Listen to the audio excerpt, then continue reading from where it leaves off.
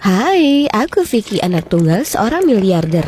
Juga pewaris tunggal dari generasi ketiga bangsawan Inggris. Saat tumbuh dewasa, aku selalu disebut bayi Nepo. Tapi ini sungguh tidak adil. Jika aku harus merangkum seluruh hidupku dalam satu kalimat, itu adalah, ya, itu tidak berjalan sesuai rencana. Sebelum kita mulai, yuk like dan subscribe. Aku dulu hidup sebagai seorang putri. Staf rumahku siap sedia sepanjang waktu untuk memenuhi semua kebutuhanku. Dan keputusan besar yang harus kuambil setiap hari adalah memilih mobil mana yang akan kugunakan untuk pergi sekolah. Namun, aku bukanlah Regina George yang diinginkan semua orang. Aku ramah kepada semua orang dan serius dengan pendidikan serta bakatku. Sejak usia dini, aku suka sekali pada seni lukis. Ayahku bahkan mengundang para superstar dunia ke rumah hanya agar mereka bisa berpose untukku. Lalu, seperti tersambar petir, ayahku terlibat dalam gugatan hukum yang berantakan dan berakhir di penjara. Akibatnya kami harus mengucapkan selamat tinggal pada semuanya. Ya, rumah besar, para staf, tapi yang paling menyakitkan adalah kehilangan Brad, putra kepala pelayan yang kebetulan adalah pacarku. Sayangku, aku akan mengumpulkan bintang-bintang dari langit jika itu menuntunku kembali padamu. Ya, seorang gadis harus bertahan hidup. Jadi kulakukan yang harus kulakukan. Aku menjual semua pakaian dan perhiasan kesayanganku. Tapi astaga, semua Prada, Gucci, dan Tiffany itu masih belum cukup untuk menutupi biaya hidup seminggu di hotel bintang 5. Hei, gunakan ini. Nona, kartu Anda ditolak. Jelas Anda tidak punya dana yang cukup dan karena itu Anda harus pergi. Maaf, itu sangat tidak sopan. Tidak tahu berterima kasih. Aku dulu salah satu pelanggan terbaik mereka. Bukan berarti aku adalah si penipu kedua seperti Anda atau semacamnya. Jadi begitulah aku berakhir di sini, di bawah jembatan yang penuh dengan para tunawisma, dengan putus asa menunggu Brad kembali padaku.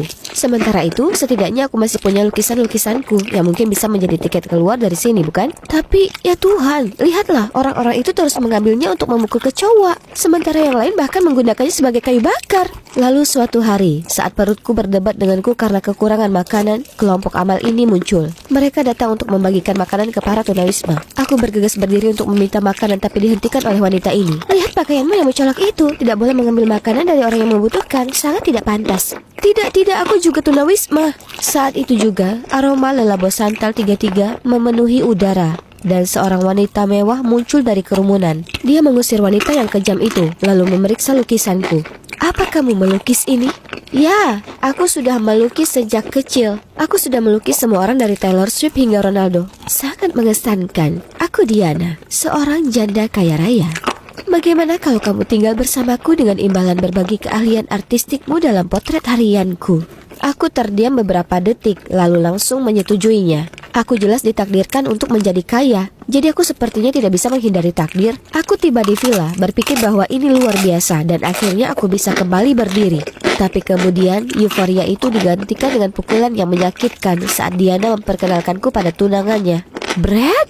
Tepat setelah perkenalan yang canggung itu, aku menarik Brad dan melabraknya. Bagaimana bisa kau mengkhianatiku? Akan kuberitahu Diana.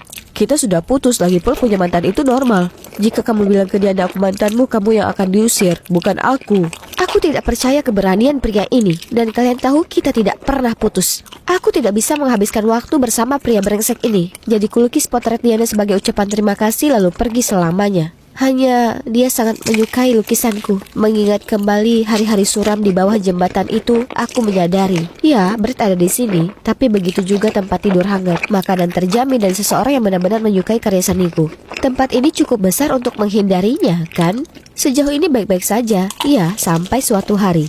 Yang kulakukan hanyalah meminta pembantu untuk mengambilkan kuas cat bersih ketika seorang pria marah-marah padaku. Kamu punya kaki, lakukan sendiri. Siapa kamu bicara seperti itu padaku? Sebentar lagi jadi pemilik rumah ini. Ada masalah? Jangan ganggu dia, lagi pula itu memang tugas staf di sana. Ruangan tiba-tiba penuh ketegangan saat Brad dan pria itu saling memandang dengan tatapan permusuhan. Lalu pria itu berjalan pergi. Tiba-tiba Brad menarikku ke pojok.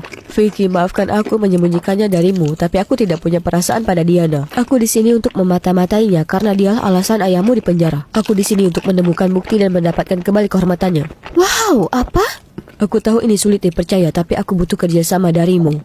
Pria itu adalah Charles, putra Diana.